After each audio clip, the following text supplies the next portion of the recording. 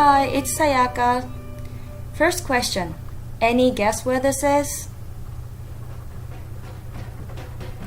Nice rhythm and dance, right? And you see the Brazilian flag. But you also see the characters in the back. Do you see it? Yes, you guessed right. It's in Japan. They are immigrants from Brazil living in Japan. But first of all, why am I talking about Brazilian immigrants? Is there a significant number of them in Japan? Yes, Brazilian immigrants are the fifth biggest group of immigrants living in Japan, followed by Asian countries China, Korea, Philippines, and Vietnam. In 2007, Brazilians were the third biggest group of immigrants in Japan. However, after the economic crisis in 2008 and the Great Tohoku earthquake, the tsunami in 2011, many Brazilians went back to their country.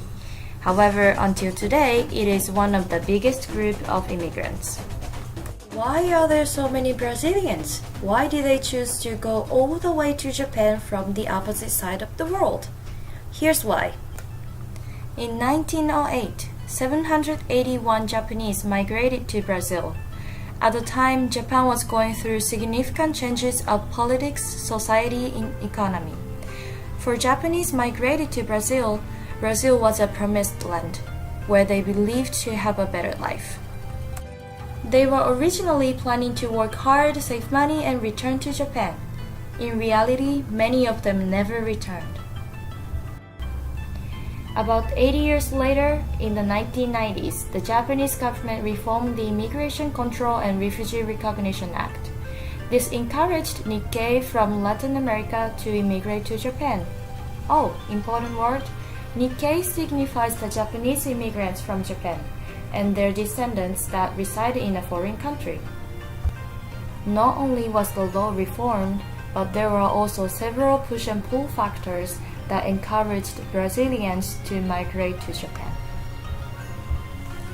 The first push factor is that Brazil was going through a constant crisis that increased the inflation and the economic slump. Many of Japanese descendants were middle or upper middle class in Brazil.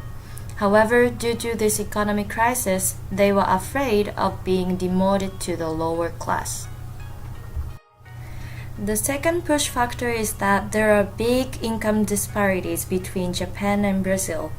Brazilians were determined that they would be able to save more money and have a better life if they temporarily migrate to Japan. Japan was a promised land for them. In Japan, there are pull factors. The first one is that the economic boom in the late 1980s increased the number of jobs, especially within the manufacturing industry. However, Japan was facing the issue of low birth rates and an aging population. That led to another issue of lack of workers, which is the second pull factor. In addition, young people avoided jobs such as working in factories. Working in factories didn't require Japanese language skills, so it was a win-win situation. Okay, enough about the history. Now let's move on to the main topic, the struggles of the 1.5 and second generation of Brazilian immigrants. The first one is the language. Japanese is known as one of the most difficult languages in the world, since the grammar is completely different and there are 3 different types of characters. For example, this is A-I-U-E-O, and this is also A-I-U-E-O in different character, and this as well in another character. Crazy, right? Yeah, I hate it. It takes about 1 to 2 years to do daily conversation, but 5 to 7 years to be able to study in school. In fact, there are many children of Brazilian immigrants who are either fluent enough in Portuguese but not in Japanese, or who are not fluent enough in either of them. Those children struggle to catch up with their classes, and some stop going to school. In Japan, there are some Brazilian schools that are designed to prepare children to return to Brazil. There, Japanese language classes are required.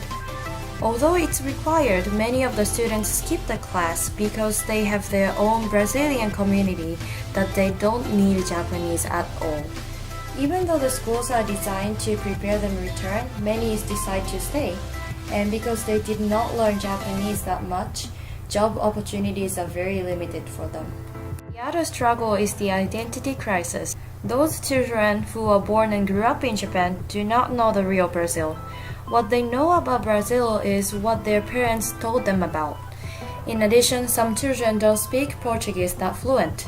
Growing up in a Japanese school makes them have an identity more of a Japanese. However, they are treated and called Brazilian, and they face the dilemma.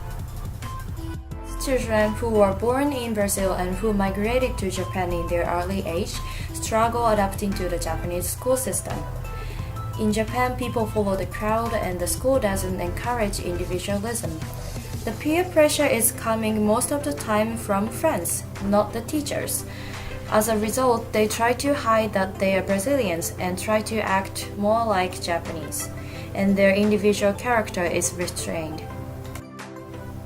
The last struggle is the education and the career path. First of all, their parents, who are the first generation, can't support their education due to their lack of basic knowledge about the language and the Japanese education system. Second of all, there are some children who can't plan their education in the long term, since their parents don't know if they will be staying in Japan or going back to Brazil. Lastly, they don't have enough role models to follow. Compared to Chinese and Korean immigrants in 2000, the rate of children of Brazilian immigrants who are going to college was very low, almost 0%. That is because they didn't receive enough information about the education, nor did they have the role model. Nowadays, more and more second generations started going to college, however, the number of them still remains low.